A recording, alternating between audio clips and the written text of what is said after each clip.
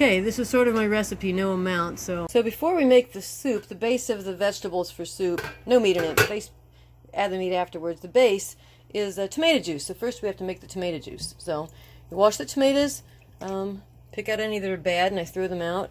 I take the core out, turn them over, and just kind of cut a little bit so they'll cook faster.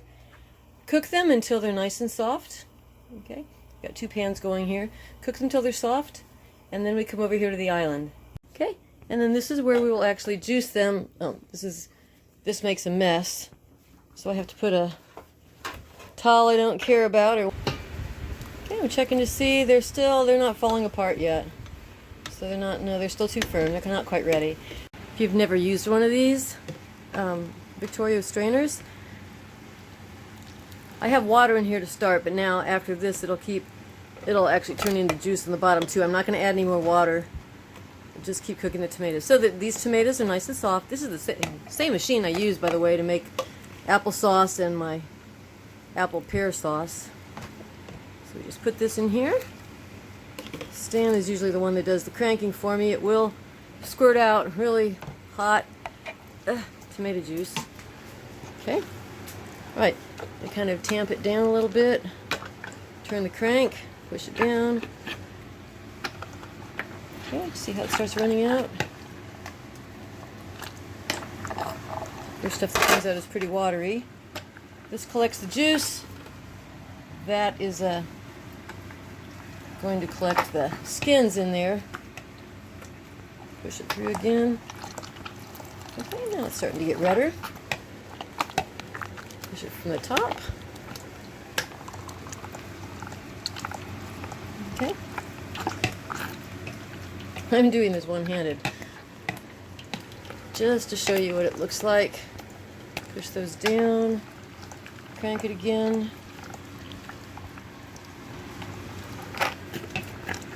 Alright, you get the idea.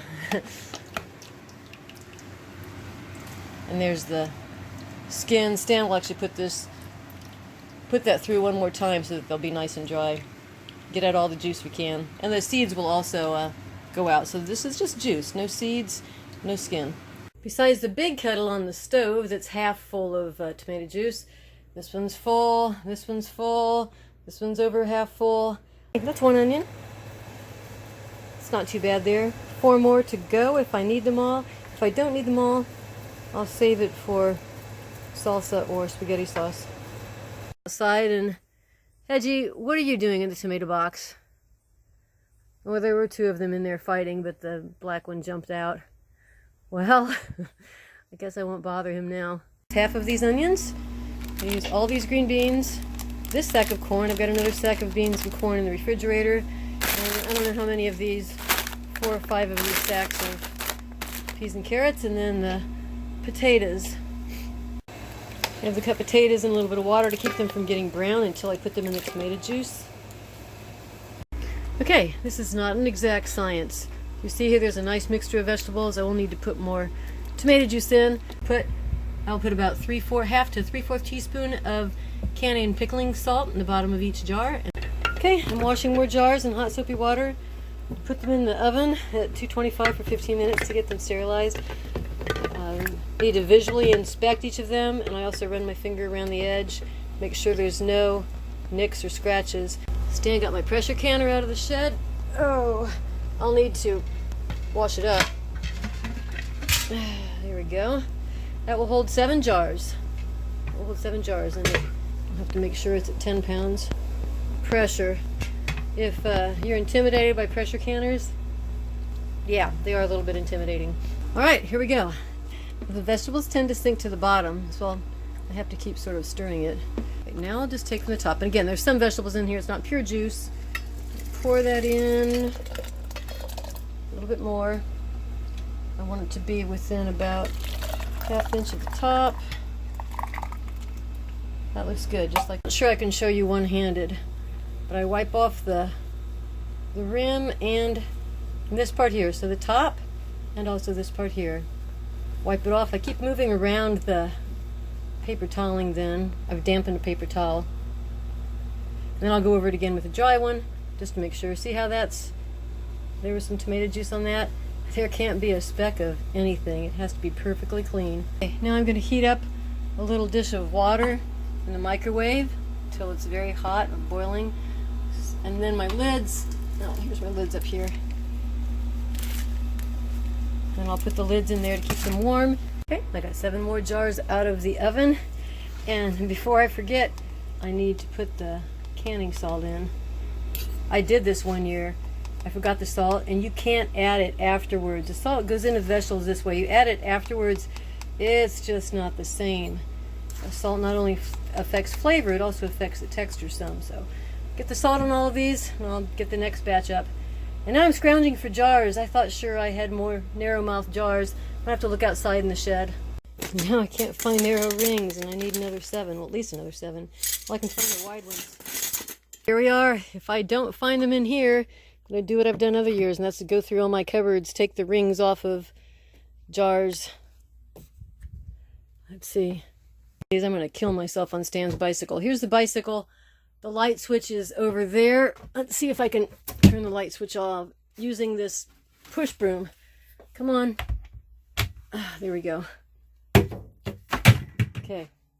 Shut this door so the heat doesn't go in. In here. There we go. It's a little bit cooler in here. We've got these curtains to keep it from getting too hot in here. And what do we have? There's jars, there's jars, there's jars, there's jars. Oh, are you kidding me? No rings. I was on my futile search for more rings. See, I've got 1 ring on there. I need 2, 4, 6. I need 6 more. This little button went up, and look, we are now at 5 pounds pressure. So I'm going to turn the heat. I've got medium heat. I'm going to turn it down just a teeny bit so that it doesn't go over 10. I'll keep an eye on this. Okay, we are now at 10 pounds pressure. I scrounged up enough lids for now. May have to go to the Amish store and buy some, rings. I've got plenty of lids. May have to go to the Amish store and buy some more rings. I don't know how I ran out. Anyway, now that that's at 10 pounds pressure, I'm going to lower the heat a teeny bit more, set the timer for 40 minutes. Well, I scrounged up enough lids by stealing them off of things in my cupboard.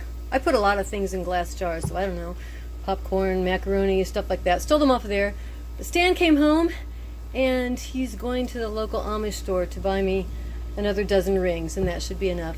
Stan went to the local Amish store, only about a mile away from our house, 1.5 miles, and bought me some more rings, so now I should be good. I cannot remove the lid until this pressure is all the way down to 0, and that little button has dropped. So it's still going to be a while. Still going to be a while. It says it's at 0, but this thing will not go down yet until that drops of its own accord. I don't want explosions. Pressure is finally down to 0, and that fell down. I'm just loosening the lid some. I'm still letting some steam go off. I don't want to take it off all at once. I will lift this off in another about 30 seconds, and then we'll take the jars out. Okay, here's my handy jar lifter. Normally I would have a hot pad underneath that, which is what I'll do for the rest of them. Bring this over here, put it on the double thickness of towels. I turned the air conditioning unit off because you don't want cold air blowing on these. This time I'm measuring exactly 2 quarts of water. There's 1 quart in there, and there's another quart. I think I got too much water in it last time. Alright, you know what just happened? Look at the bottom of these jars. What do you not see? That's right, you don't see salt. Good thing I remembered. I just started filling these and forgot to put the salt in. I'm going to have to stir it in now. I can't just set it on top. Okay, that's 2 counters full done, which is 14 quarts. And then I have another, I don't know, a total of about 42 or 43 quarts, I think, today. Since I measured the water this time, this batch went a little bit faster. Did not take quite 2 hours. Anyway, how I use this, open it up, and I will fry up like a ½ pound to a pound of hamburger, seasoned hamburger, taco seasoning or barbecue seasoning, whatever you want, and then mix it with about a cup of salsa. It makes a real easy meal for the winter. Okay, I've got 3 canners done of vegetable soup. I've got 3 more to go. Time to take a break. I'm waiting for the pressure to go down in the 3rd canner. Kitchen feels pretty warm, even with the air conditioner and fan going. It feels really good outside here on the yard swing. So yeah, I'm taking a break. I've been at it since, what time is it? Oh, check my Fitbit. Yeah, I have no steps today. 4 o'clock. I've been at it since about 7:45 this morning without a break. In fact, I probably should eat dinner or lunch or whatever you want to call it.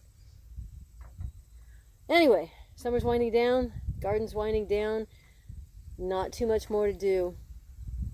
Hope you've enjoyed your summer. Hope you've had a good summer too.